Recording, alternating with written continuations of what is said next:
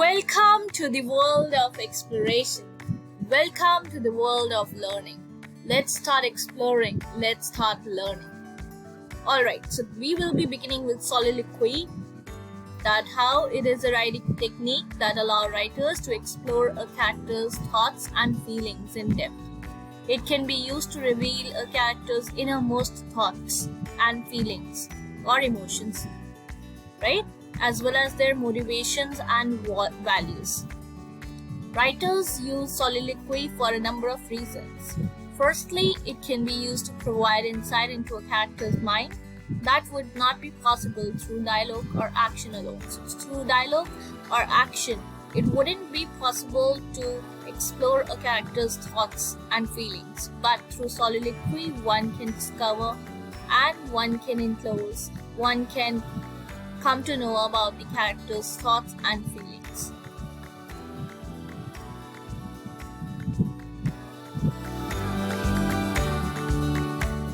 Then we move on to, secondly, it can be used to create tension and suspense. So it can be used in order to create any sort of suspense, any sort of tension by delaying the revelation of crucial information. Finally, it can be employed as a stylistic device to add some literary flair or to create an atmosphere of introspection. Alliteration. Next we move on to alliteration. That how alliteration is a literary device that uses the repetition of consonant sounds to add emphasis and interest to writing. By using alliteration, writers can create a musical quality in their prose and call attention to specific words or phrases. Alliteration is often used in poetry, but it can also be effective in longer pieces of prose. There are many different types of alliteration, but some of the most common include initial consonant sound alliteration, medial consonant sound alliteration, and final consonant sound alliteration. Clear? Then we move on to how writers can use any combination of these types to create the desired effect. Alliteration is a way to add flavor and rhythm to writing, and it can be used in poetry and prose alike. Clear?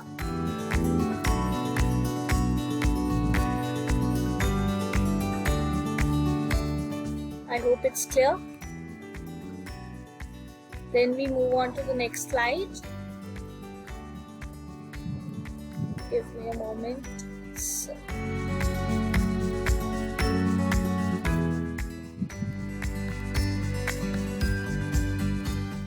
Then we move on to the next slide. There are a few reasons why writers might use metaphor in their work. In poetry, metaphor is often used to create an extended comparison between two seemingly unrelated objects or ideas. By using images that are unfamiliar to the reader, the poet can achieve a level of abstraction that would be difficult to achieve with more literal language. In prose, metaphor can be used to add depth and richness to the writing. So it can be used to add depth, to add layers, to add richness to the writing, and to help reader visualize what is being described. Metaphors can also be used as a tool for characterization by revealing something about a character's inner thoughts or desires or feelings. Lastly, metaphor can be used for creating a comic effect, clear? By emphasizing the absurdity of the situation or character's behavior. Similes. Similes are often used in poetry to create a more vivid and memorable image for the reader. By comparing two things that are not normally thought of together, the simile can help the reader to see the subject in a new light. For example, a writer might use a simile to describe the way a particular person's eyes look by comparing them to stars. Clear? Similes can also be used to create a sense of contrast or tension in a poem. For instance, a writer might use a simile to describe someone as being cold as ice. In order to, and here notice that how the word as has been used. Clear? In order to make the comparison between cold and being icy, in order to show how unfeeling they are. In this case, the comparison highlights the difference between the warmth of human emotions and the coldness of the character's heart.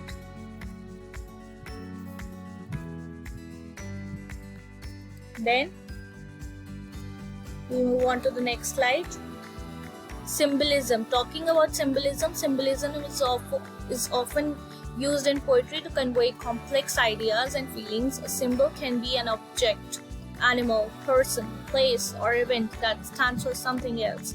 The use of symbols in poetry also, allows writers to communicate their ideas and feelings more effectively by evoking certain associations in the reader's mind. Personification is a poetic device in which an object or animal is given human traits or characteristics. This can be done to create a more vivid description, to make a point about the object or about that animal, or to evoke an emotional response from the reader.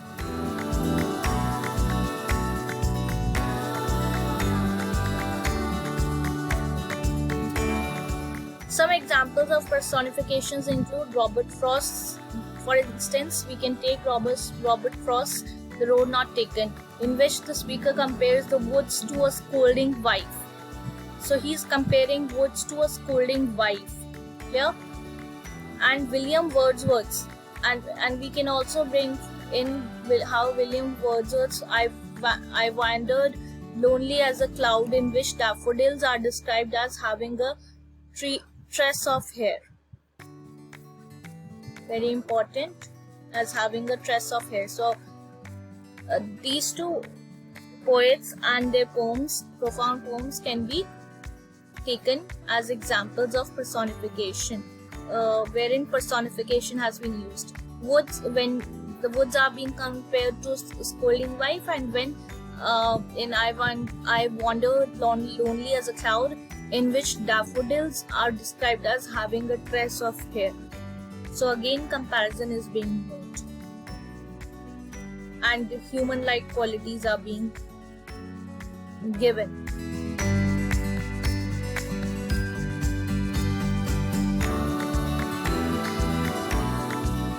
Then we move on to writers, how writers use hyperbole. Here, hyperbole in poetry to create a strong emotional response in their readers by exaggerating certain aspects of the story or poem. The writer can evoke an intense reaction that might not be possible with more realistic language. For example, consider this line from William Butler Yeats, The Second Coming. And what rough beast it has, its hour come at last, slouches towards its hour come and what rough beast its hour come round at last, slouches towards Bethlehem to be born. This is an example of hyperbole, that means of exaggeration. In this poem, Yeats is describing the coming of the apocalypse. Clear? Very important. Yeats is describing the coming of apocalypse, and he uses hyperbole to create a sense of fear and dread in his readers. It has been used in order to create a sense of fear and dread in his readers, a kind of phobia. Then irony. Now we are going to deal with irony. Irony is often used in poetry to create a more nuanced or complex meaning for the text. The use of irony can add layers of meaning and ambiguity that can be interpreted in multiple ways. Irony is often used in poetry to create a more nuanced or complex meaning for the text. The use of irony can add layers and layers of meaning and ambiguity that can be interpreted in multiple ways, in myriad ways. It can also be used to convey a message that may not be immediately obvious or obvious on the surface. Irony can also be used to create humor or to add light-hearted tone to the poem. By using irony in an unexpected way, the writer can surprise the reader and create a more engaging reading experience. Juxtaposition. Juxtaposition is the placement of two strikingly different objects side by side. This can be done for rhetorical or poetic effect. In poetry, juxtaposition is often used to create a dichotomy or to highlight an ironic difference. For example, in William Butler Yeats. I'm again taking an example of William Butler Yeats' The Second Coming. The line, "The best lack all conviction." The line, "The best lack all conviction," while the worst are full of passionate intensity. Juxtaposes the apathy of the best and with the fervor of the worst.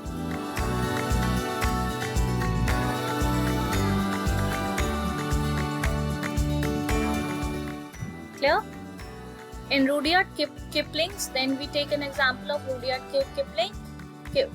In Rudyard Kipling's, if the speaker lists a series of hypothetical situations in which it could be better not to succeed than to have succeeded. This juxtaposition creates irony and tension in this poem. An allusion is a figure of speech. Then we move on to an allusion. And an allusion is a figure of speech that references a person, place, thing, or event. In poetry, allusions can be used to create a richer and more layered text.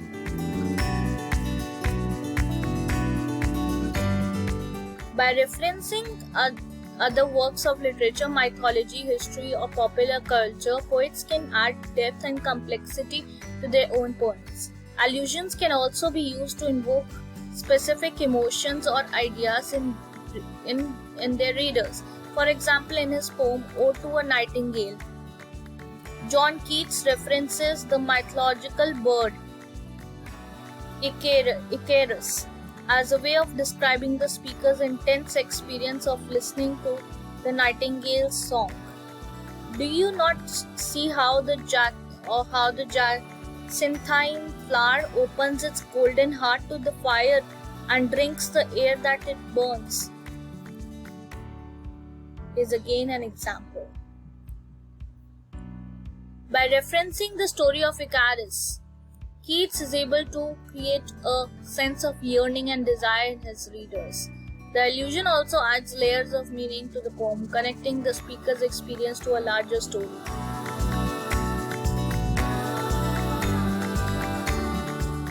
Allegories.